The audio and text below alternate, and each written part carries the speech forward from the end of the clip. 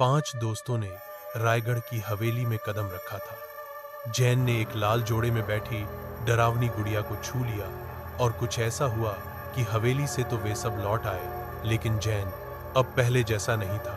हवेली से लौटे 3 दिन हो चुके थे। नेहा, कविता, रोहन और आदित्य अपने अपने घर चले गए थे, लेकिन सबके मन में बस एक ही बात घूम रही थी। जैन में अब कुछ बदल गया है। नेहा ने पहली बार बात की।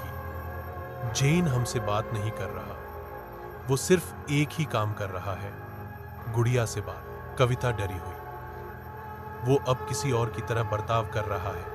उसकी आवाज बदल गई है और उसकी आंखें कभी कभी पूरी काली हो जाती हैं। रोहन एक शाम जैन से मिलने गया। वो घर के पिछले कमरे में बैठा था, अंधेरे में, मोमबत्तियों के बीच में वही गुड़िया थी। जैन धीरे से, क्या तुमने कभी मौत को अपनी आंखों से देखा है रोहन? रोहन हैरान, तू ठीक है ना भाई? जैन हंसते हुए, अब मैं तू नहीं हूं, अब मैं वही हूं जो हवेली में था, और अब तू भी होगा। और अचानक जैन ने मोमबत्ती बुझा दी। अगले दिन नेहा और कविता जैन के कमरे की तलाशी लेने पहुंची। वहां उन्हें एक पुराना ट्रंक मिला जिसमें 1935 की पुरानी चिट्ठियां थी। एक चिट्ठी में लिखा था, गुड़िया को मत छूना, उसमें मेरी बेटी की आत्मा बसी है।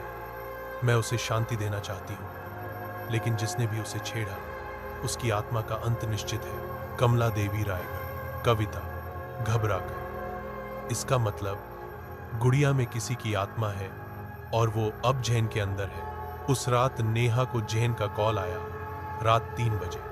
जैन धीमी और भारी आवाज में, नेहा आ जाओ, सब खत्म करने का समय आ गया है।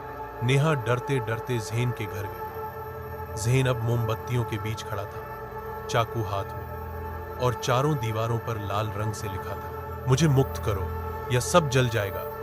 जैन अब अपने आप नहीं बोल रहा था। वो कमला देवी की आत्मा थी जो हवेली में वर्षों से बंद थी। कमला की आत्मा जैन के जरिए, मुझे मेरे बेटे ने धोखा दिया।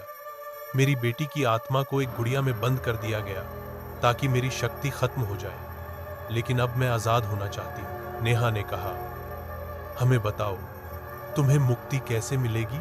कमला की आत्मा बोली, हवेली में एक छुपा हुआ तहखाना है, वहां मेरी असली अस्थियां हैं, उन्हें जलाओ, तभी मैं मुक्त हो पाऊंगी। लेकिन याद रखो, गुड़िया अब जाग चुकी है।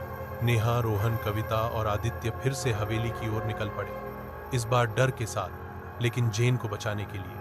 रात के 12 बजे हवेली के दरवाजे खुद ही खुल गए। अंदर घुसते ही हवेली का माहौल बदल गया। दीवारें हिल रही थीं, छत से खून टपक रहा था और फर्श पर पांवों की आवाजें गूंज रही थीं। कमरे दर कमरे वे गुजरते गए। आखिरकार एक पुराने फर्श के नीचे की लकड़ी उखाड़ने पर एक रास्ता मिला जो तहखाने में जाता था। नीचे जाते ही हवा ठंडी हो गई। दीवारों पर हड्डियां लटकी थीं और एक कोने में एक छोटा सा मटके में राख भरा घड़ा रखा था, साथ में कमला की तस्वीर।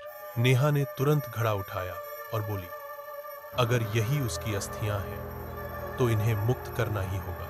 लेकिन तभी हवेली की दीवारें कांपने लगी। ऊपर की मंजिल से जोर से चीखें आई। गुड़िया अब जिंदा हो गई थी। सीढ़ियों से उतरती हुई उसकी आंखों से आग निकल रही थी और जैन उसके पीछे चल रहा था, अब पूरी तरह आत्मा के वश में।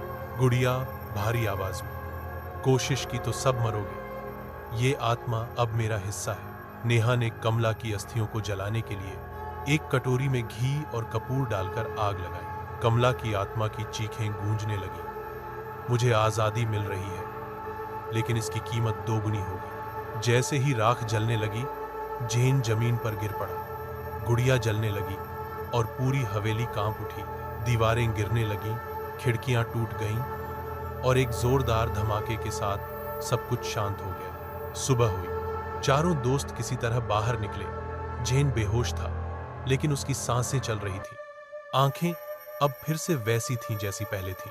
कविता धीरे से, शायद कमला देवी अब मुक्त हो गई है। नेहा आसमान की ओर देखते हुए, या शायद हवेली अब भी किसी और के इंतजार में है। एक आत्मा मुक्त हुई, लेकिन सवाल यह है, क्या हवेली अब शांत हो गई है या वो अब भी किसी और की तलाश में है? जानिए अंतिम हिस्से में शापित हवेली पार्ट 3 अंतिम बलिदान